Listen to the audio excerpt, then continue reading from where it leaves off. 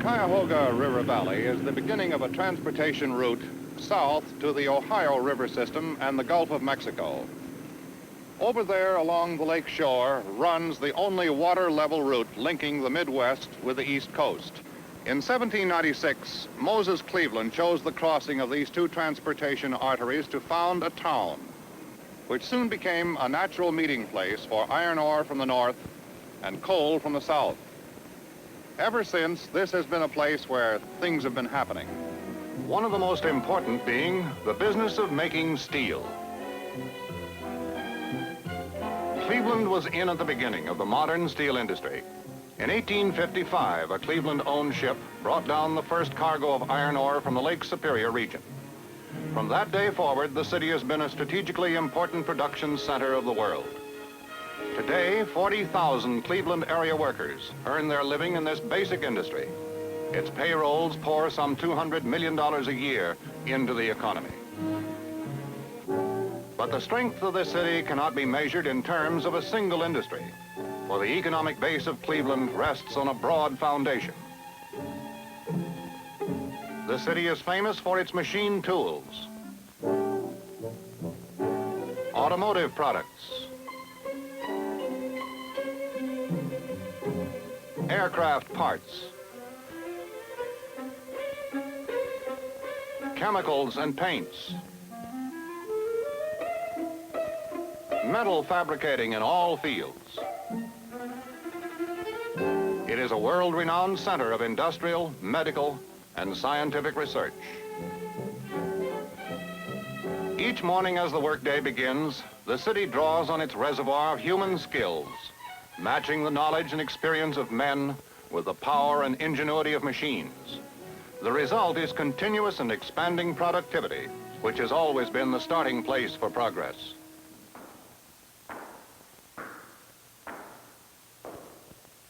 Cleveland works just as hard maintaining and developing its famous cultural institutions as it does its industries. By 8:30, the Natural History Museum is about ready to receive visitors.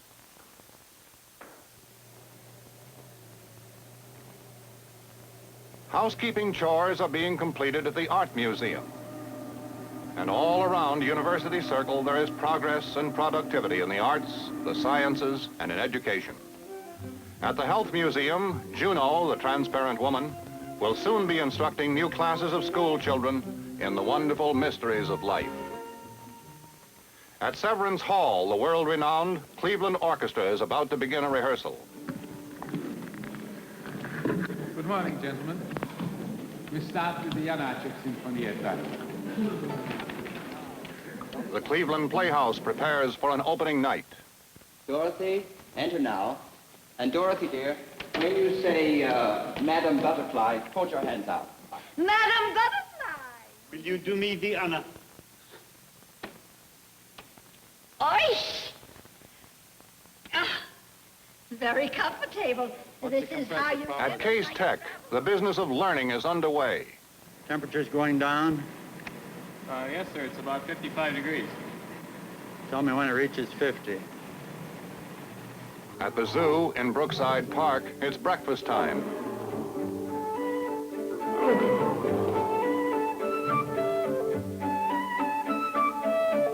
At the stadium, the ground crews are preparing for the possibility of rain.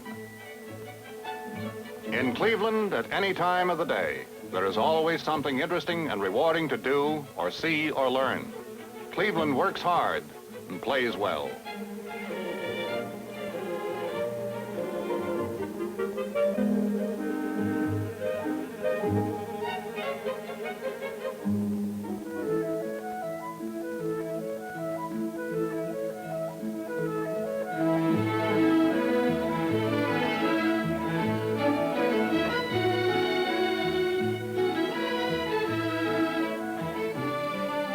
This is one side, a bright side of the Cleveland story. A city self-confident, composed, secure in its productivity and the range of opportunities it provides its people for growth and a rewarding life. But like all cities, Cleveland has its problems and its conflicts. There are traffic problems,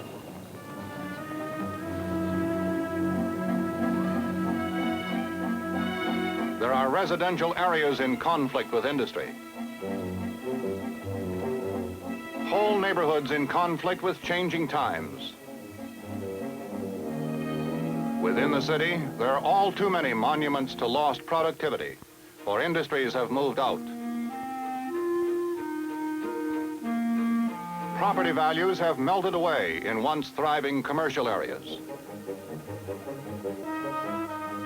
The unmistakable signs of deterioration and blight can be seen spreading through the city's core.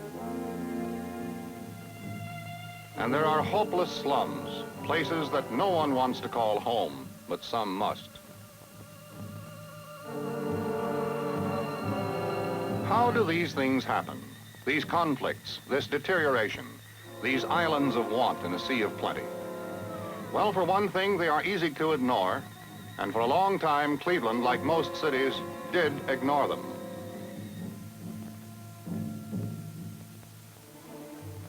The simple way was to move out, to start over again in the clean, wide-open spaces of the suburbs.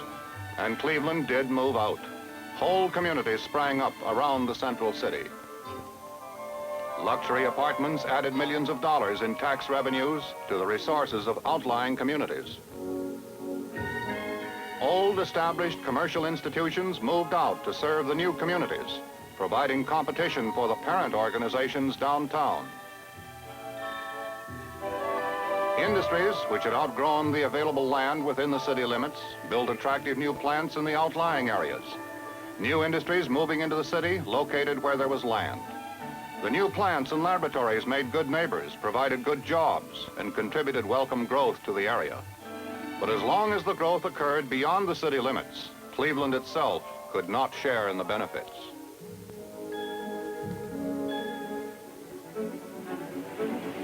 Freeway systems reached out and made it easy for the suburbanites to get into town. And they had to. Because no matter how the suburbs grew, the downtown area remained the headquarters location, the planning center and the principal marketplace for goods and services. Because of the concentration of these and other resources in the city, the well-being of the suburbs has always been dependent on the well-being of Cleveland itself. For several years, Cleveland's leaders, aware of the city's conflicts and its problems, had been organizing to solve them. In 1942, there was decisive action at City Hall. The voters had amended the city charter to create a 7-member planning commission. In its first meeting, the mayor, Frank Lausche, explained what action was needed to put Cleveland on schedule. And we see the disintegration of the city in its core. Men, I think it's clear that the people expect that we will bring this disintegration which has set in to an end. They contemplate that you will take action that will restore the health of this city, that you will create a city with an environment that will be attractive to people, to industry, to visitors, and that it will contribute to the economic growth of everyone that lives within. I think the people expected that you would keep the good and eliminate the bad. They want you to prepare a master plan, a plan that will be an intelligent guide for the rehabilitation of the old and a development of the new. Cleveland was fortunate to have in its midst one of the pioneers of city planning in America. Here's how he remembers it. I'm Ernest Bohn. I'm chairman of the City Planning Commission. I was there. I was present when Mayor Lausche instructed the new planning commission as to their job, what they were to do. Our first job was to assemble all the information, meager as it was, that was already available. For example, at City Hall, we have an archives department. Here are stored many records of the street department, of the municipal utilities, the water department, the service department. These had to be gone into to see what information we could assemble which would help us in the development of the plan. Then, most importantly, we sent our own staff out into the field. and obtain information as to housing, as to utilities, as to subdivisions, as to roads, as to streets, everything that would enter into a determination of what should be the plan for the future development of the city of Cleveland. We finally, in 1949, issued a report. It became known as the General Plan of the city of Cleveland. The General Plan of 1949 showed what Cleveland could become by 1980. One of the men who worked from the beginning to put it into effect was James Lister, who was to become the city's first director of urban renewal and housing. Basically, what the plan called for was a program that would recognize the maximum and highest and best use of the land in the entire city. And to do this in a way that was arranged by logic rather than by chaos. The general plan of the city set aside areas for residents, single-family neighborhoods, and apartment neighborhoods, and then in connection with each neighborhood, called for areas for recreation and an overall plan for park systems, open spaces for the entire city. And in each neighborhood, there was an area set aside for shopping and business, and also the major shopping area in the center of the city. Also areas for light industry and the principal heavy industrial neighborhood in the Cuyahoga Valley.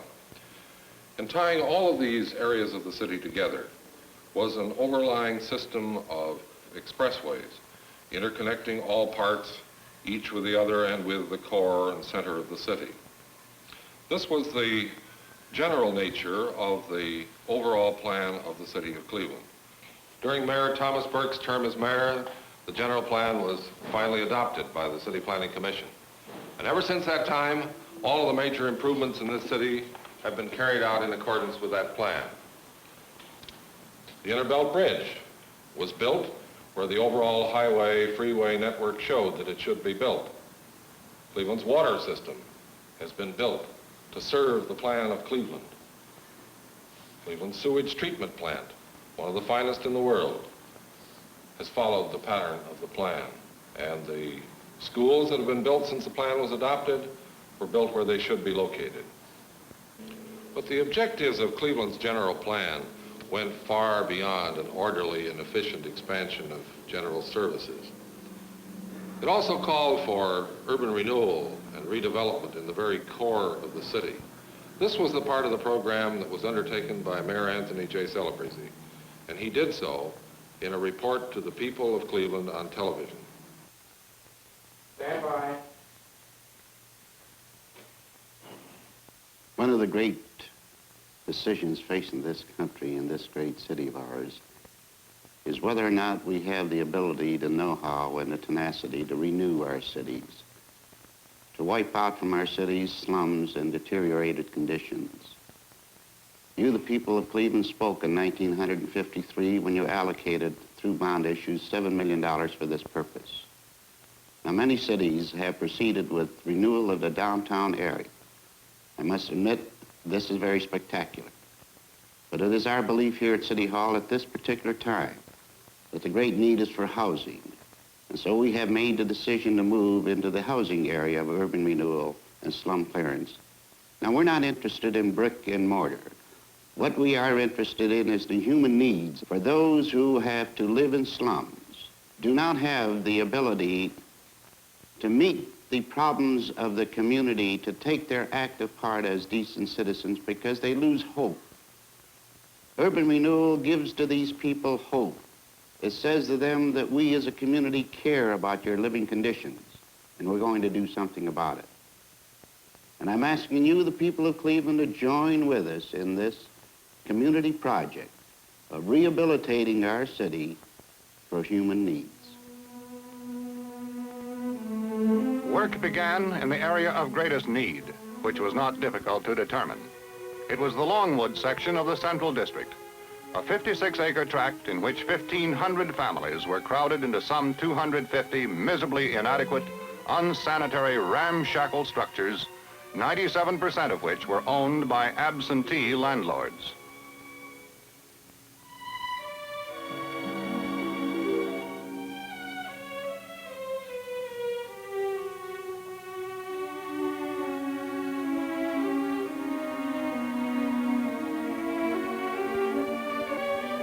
financial help from the federal government, the city was to buy and clear the land and then rebuild the area. But as it turned out, it wasn't quite that simple. In a meeting with federal authorities in the mayor's office, I don't see any reason why your project wouldn't be eligible, and I think the federal government can be helpful to you. The Urban Renewal Administration can assist in the acquisition and clearance of the land, and the Federal Housing Administration would be helpful in encouraging developers to come in to build the necessary housing. Well, Bill, our basic problem is that we need displacement housing. We have to tear down these vast areas of slum and blighted housing. And of course, we have to move these people into decent, safe, and sanitary housing according to the law that was passed by Congress. We can't move them in other areas because then we will create a problem of overcrowding. So the question is, where do we move them? Now, Ernie, just how far can public housing go in aiding us on this program? Well, as you know, Mayor, we've helped you these many years in relocating families who are in the path of other public improvements, such as highways and parks, playgrounds, and we'll do the same here. But I want to remind you that the state law puts great definite limitations upon incomes that families can have to obtain admission to public housing. And there are other people, therefore, in the area who are not eligible for public housing. Therefore, we must build and build some more housing. And since you can't build on top of people, there's only one thing to do, and that's to get some vacant land. at that moment, the machinery of urban renewal in Cleveland came to a dead stop.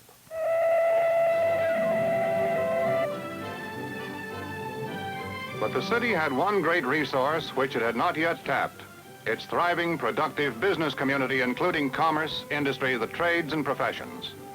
Cleveland had always been a healthy place for business, and the city's businessmen had a long-established tradition for responsibility to their community. In the month of June 1954, this was about to be proven again. Representatives of the city's leading industrial firms were invited to a meeting by John Burton, then chairman of the Federal Reserve Bank of Cleveland. Curtis Lee Smith, president of the Cleveland Chamber of Commerce, addressed the meeting. As you men know, the city of Cleveland, that is the administration and the council, have gone about as far as they can go with legislation for urban rehabilitation. They've passed the legislation and done everything in a very cooperative way. But what we need is something to get this program off dead center and in operation.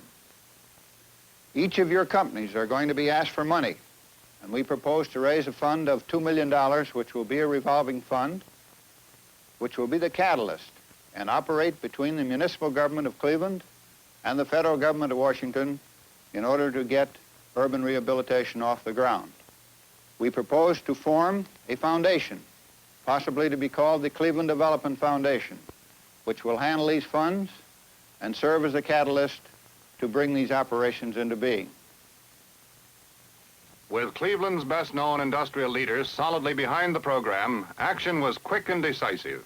Within 2 months, the fund was subscribed. But even $2 million couldn't create land where none existed, or so it seemed.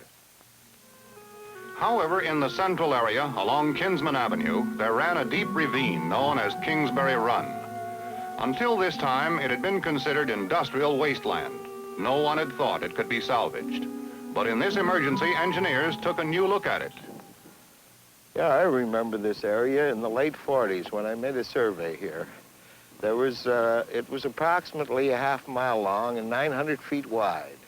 It was very rugged and filled with brush, debris, and some trees. It was good for nothing mainly other than a dump, and that's what it was used for. It would be an enormous job, but there was a possibility the ravine could be reclaimed. The project was studied by the executive committee of the Cleveland Development Foundation, the mayor, and the planning director. On an inspection trip to the site, a final decision was reached.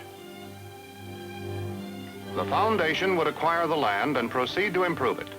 A culvert would be built over the stream. That would cost $500,000. The city would build a new storm sewer to protect the area against surface floods. That would cost $3 million. To fill the ravine would require millions of tons of material. Republic Steel Corporation had offered slag to do most of the job at no cost. If all this could be done, 105 acres of vacant land would be available for urban renewal construction. The investment in land and buildings for the Garden Valley project, as it was called, would be in excess of $20 million.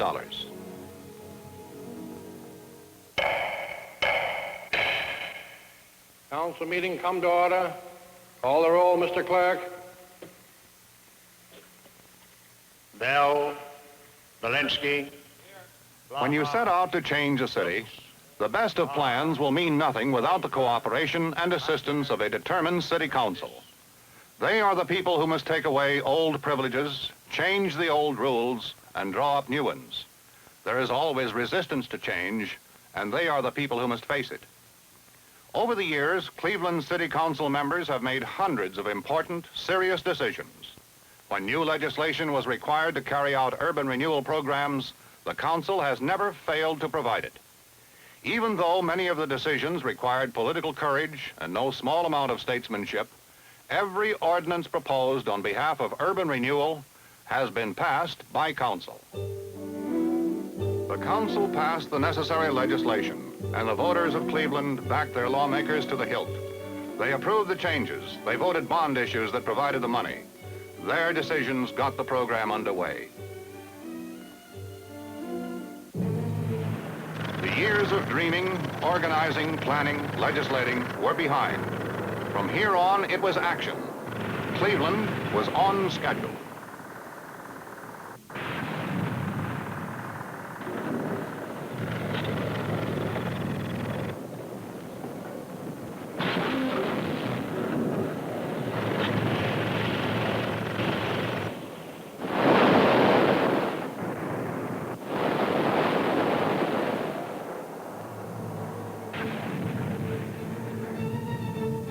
Debris was piled in open areas, and the fire department took over the job of burning the city's past.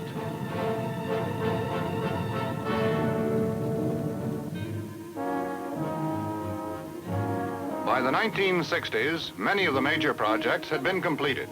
What had been a few years before desolate, miserable slum areas had been transformed into one of the most dramatic urban renewal development programs in the United States. In terms of dollars spent, bricks laid, and structures built, the statistics are impressive indeed.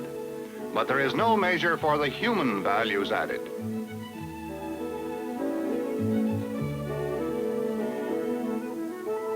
Cleveland replaced hopelessness and degradation with decency, dignity, and a fair chance in the pursuit of happiness. Because Cleveland's urban renewal program has proceeded on schedule and with outstanding success, the Federal Urban Renewal Administration points to the Cleveland program as a model for the rest of the country. To quote its words, Cleveland's record in urban renewal is possible only because a courageous mayor, backstopped by dedicated and efficient city officials, enjoy the full support of the business community. In 20 years, Cleveland envisions a slum-free city. These new communities stand as monuments to what can be accomplished when business and government work together for a common goal. But if the city is to become and remain a desirable place in which to live, it must preserve and improve older homes in substantial neighborhoods. In many of them, Cleveland's nationality groups have preserved their identity and their spirit.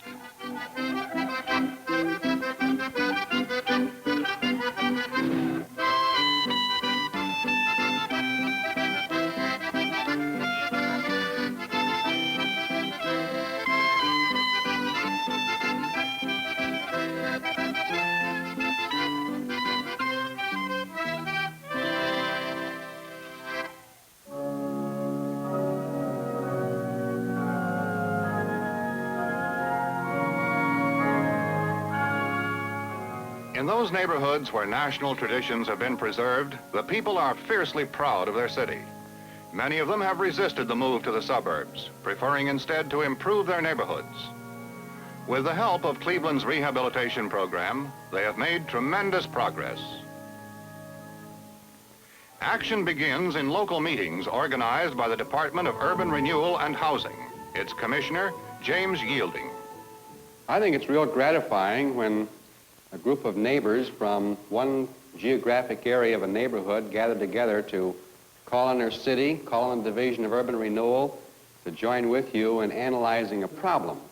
A real neighborhood rehabilitation and conservation program is available for the whole city of Cleveland, but only upon the request of the citizens of a given neighborhood.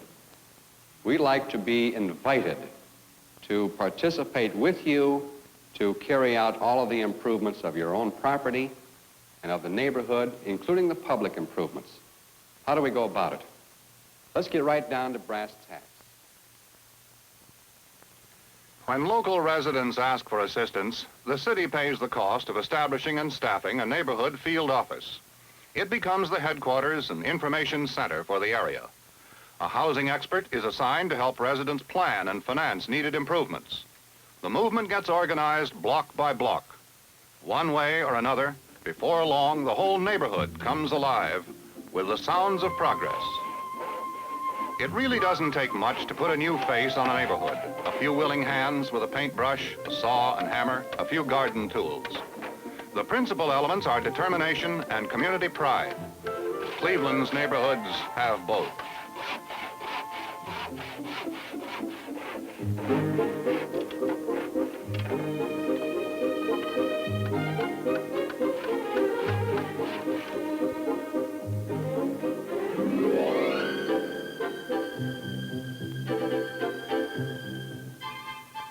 There are 138,000 dwelling units in Cleveland that can be saved by these improvement programs.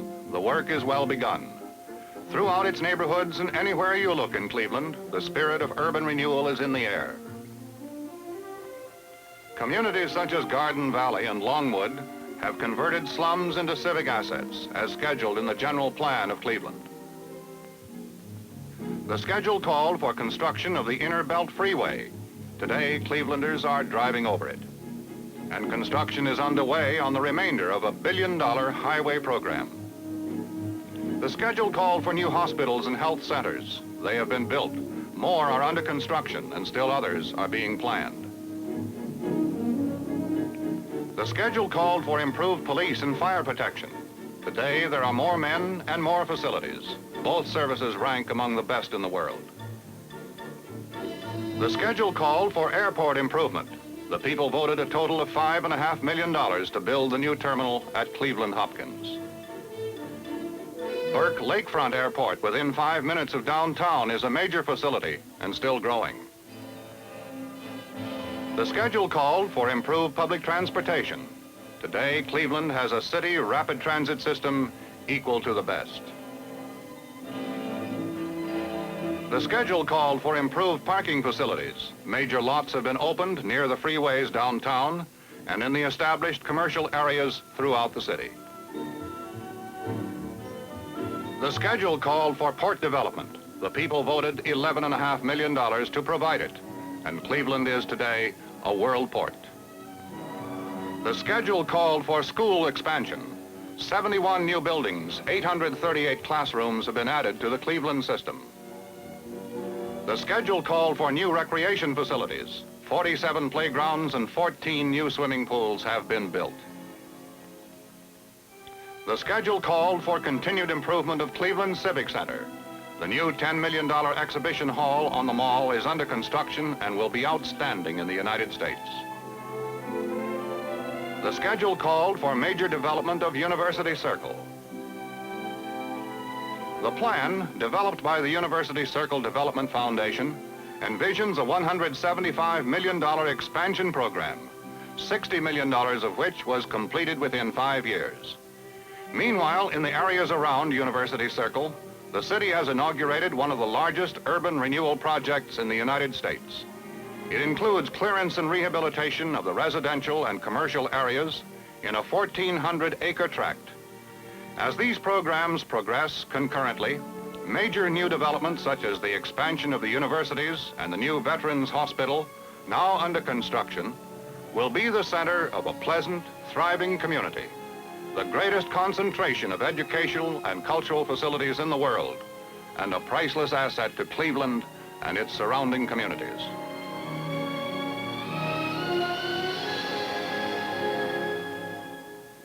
As the 1960s began, it was time to move ahead with the next great project on the schedule, a full-scale renewal of the downtown area. In the 1920s, more than 1,000 old buildings were torn down to build the imposing terminal group. That achievement captured the imagination of the whole nation and brought new life and vitality to the city.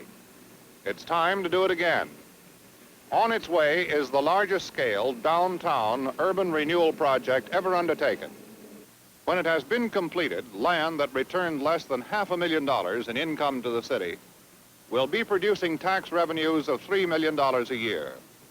Thousands of jobs will be created for Clevelanders during construction and for years to come.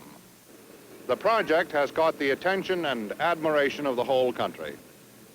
If you are willing to wait a little while, a few sunrises from now, you will see something new. Its name, Erie View.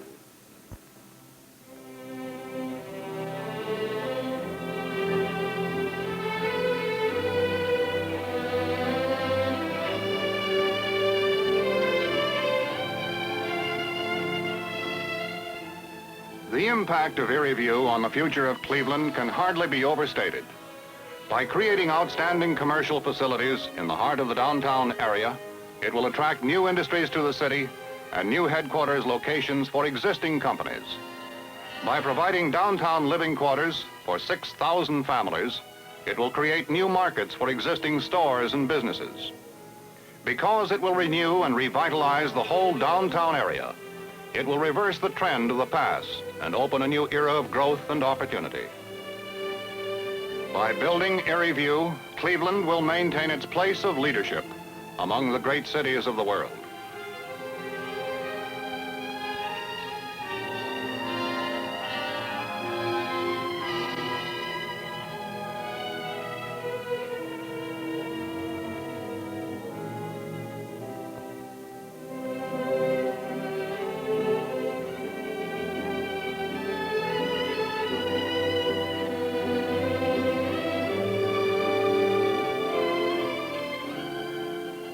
With continued loyal support of its citizens, its lawmakers, its business community, and especially its voters, this kind of dramatic progress will continue in Cleveland. City on schedule.